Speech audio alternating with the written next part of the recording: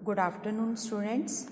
Today we will start next method of depreciation. That's name is written down value method. Under this method, as the value of assets goes on diminishing year after year, the amount of depreciation charged every year also goes on declining. Written down value method में हम हर साल depreciation उसके balance पे निकालते हैं. First year हम उसकी original cost पे डेप्रिसिएशन कैलकुलेट करेंगे, लेकिन नेक्स्ट ईयर हमें उसके बैलेंस पे, नेक्स्ट ईयर जो बैलेंस होगा हमारा, उस पे डेप्रिसिएशन चार्ज करते हैं.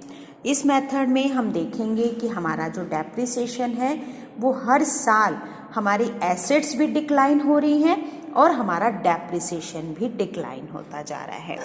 फॉर एग्जाम्पल, अगर डेप्रिसिएशन फर्स्ट ईयर 1000 है तो नेक्स्ट ईयर 10,000 में से 1000 गए, हमारा बैलेंस बच जाएगा 9000. तो नेक्स्ट ईयर हमें डेप्रिसिएशन 9000 पे कैलकुलेट करना है. इसी तरह हमारा बैलेंस बचा था 8100, उस पर हम डेप्रिसिएशन लगाएंगे. और फोर्थ ईयर में हमारा बैलेंस बचा 7290, उस पे डेप्रिसिएशन लगाएंगे. तो इसे हम रिटर्न डाउन वैल्यू मेथड बोलते हैं, या इसका और भी नाम है रिड्यूसिंग इंस्टॉलमेंट मेथड या डिमिनिशिंग बैलेंस मेथड. तो रिटर्न डाउन वैल्यू मेथड में हमने देखा कि हम हर साल बैलेंस पे डेप्रिसिएशन कैलकुलेट करेंगे, और डेप्रिसिएशन हमने देखा कि यहाँ हर साल कम होता जा रहा है. फर्स्ट ईयर 1000, सेकेंड ईयर में 900, थर्ड ईयर में 810 एंड फोर्थ ईयर में 729. डेप्रिसिएशन का ये मेथड बहुत ही इजी कैलकुलेशंस हैं. दोनों मेथड में अगर हम डिफरेंस की बात करें तो पहला है कि amount of depreciation. Original cost या स्ट्रेट लाइन मेथड में डेप्रिसिएशन जो है हर साल इक्वली चार्ज किया जाता है. Equal depreciation is charge every year. जबकि रिटर्न डाउन वैल्यू मेथड में depreciation goes on decreasing year after year. हर साल डेप्रिसिएशन जो है वो डिक्रीज होता जाता है.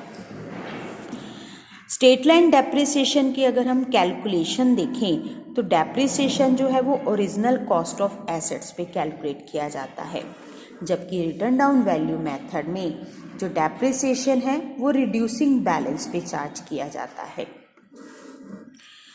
स्ट्रेट लाइन मेथड में जो एसेट्स की बुक वैल्यू है वो ज़ीरो हो सकती है, लेकिन रिटर्न डाउन वैल्यू मेथड में कभी भी एसेट्स की वैल्यू ज़ीरो नहीं होती. स्ट्रेट लाइन मेथड में जो डेप्रिसिएशन और रिपेयर का जो खर्चा है, जो इफ़ेक्ट्स हैं, यानी डेप्रिसिएशन और रिपेयर के जो इफ़ेक्ट्स हैं वो कंबाइनली हमारे प्रॉफिट एंड लॉस अकाउंट पे बर्डन डालते हैं. These two burdens will be lighter in early years. पहले कुछ सालों में ये बर्डन हमारे प्रॉफिट एंड लॉस अकाउंट पे कम रहता है, लेकिन लेटर ऑन ये बर्डन ज़्यादा हो जाता है. रिटर्न डाउन वैल्यू मेथड में जो डेप्रिसिएशन और रिपेयर है वो ऑलमोस्ट हर साल जो है वो डिफरेंट ईयर्स में ऑलमोस्ट इक्वल रहता है. उस पर बर्डन जो है ऑलमोस्ट इक्वल रहता है. स्ट्रेट लाइन मेथड में रेट ऑफ डेप्रिसिएशन जो है वो रिटर्न डाउन वैल्यू मेथड के कंपैरिजन में लो रहता है, कम होता है, जबकि रिटर्न डाउन वैल्यू मेथड में रेट ऑफ डेप्रिसिएशन जो है वो हाई होता है. इनकम टैक्स अथॉरिटी जो है वो स्ट्रेट लाइन मेथड को इनकम टैक्स अथॉरिटी अप्रूव नहीं करती, जबकि रिटर्न डाउन वैल्यू मेथड को इनकम टैक्स अथॉरिटी अप्रूव करती है. स्ट्रेट लाइन मेथड जो है ये उन बिजनेसेस के लिए, उन एसेट्स के लिए सूटेबल हैं जहाँ पर रिपेयर चार्जेस कम होते हैं और उनके ऑब्सलीट होने की जो पॉसिबिलिटी है वो कम रहती हैं, जैसे land and building, patent, trademarks. इनके रिपेयर चार्जेस बहुत कम होते हैं और इनके ऑब्सलीट होने की जो चांसेस हैं वो बहुत, पॉसिबिलिटीज़ हैं वो बहुत कम होती हैं.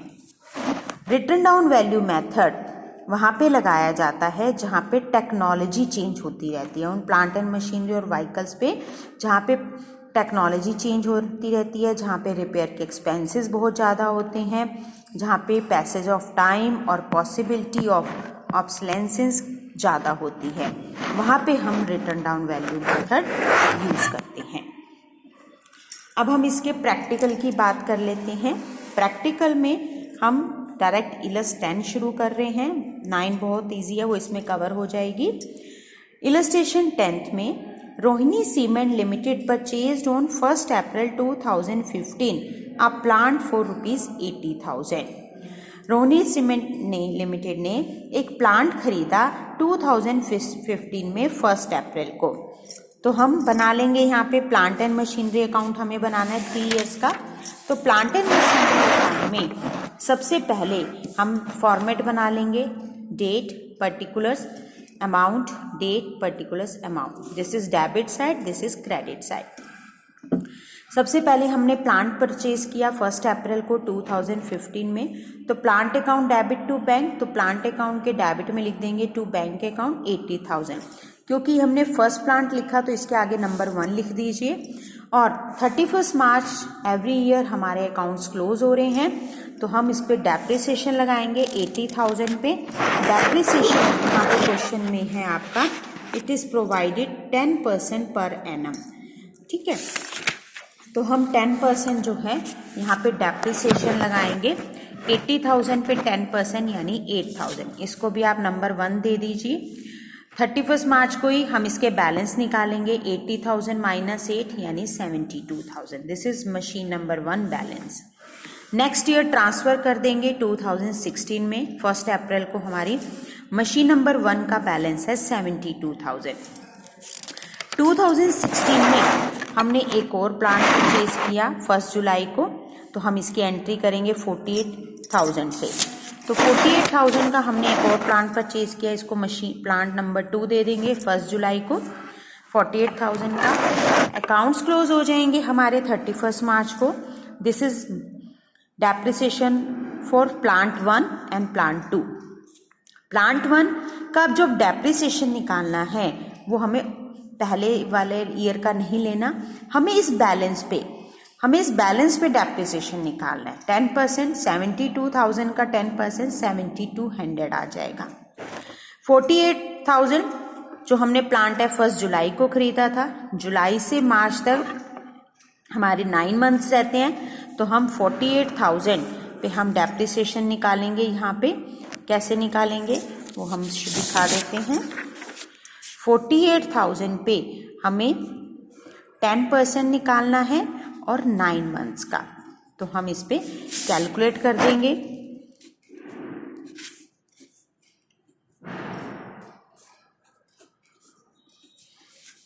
यानी 3600।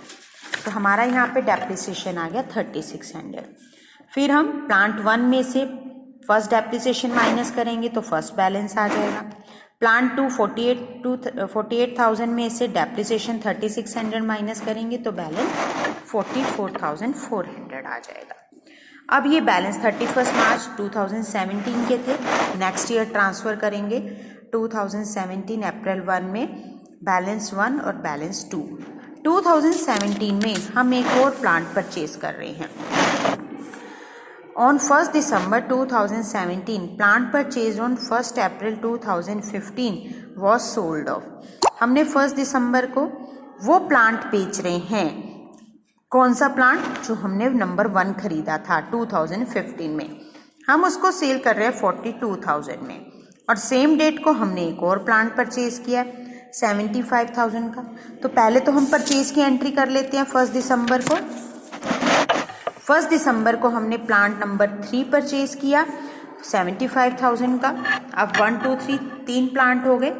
प्लांट नंबर 1 को हम आज सेल कर रहे हैं 42,000 में सेल कर रहे हैं। अब हमें, क्योंकि हमने अप्रैल से लेके दिसंबर तक 8 मंथ्स इसको यूज़ किया, तो हम डेप्रिसिएशन इस बैलेंस पे निकालेंगे।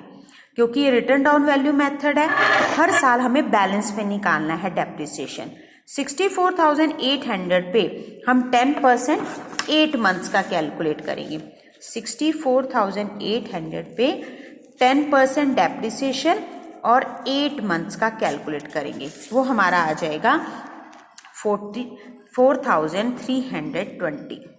अब आपने इन दोनों को प्लस करना है। 42,000 और 4,320 हमारे पास आ जाएंगे 42,000 और 4,320 यानी 46,320 हमारी ये वैल्यू आ गई। अब इसको कंपेयर करना है आपने इसके बैलेंस से। हमारे पास बैलेंस है 64,800। अब हमारा ये है हमारी सेलिंग प्राइस, सेल प्राइस, और ये है हमारा डेप्रिसिएशन।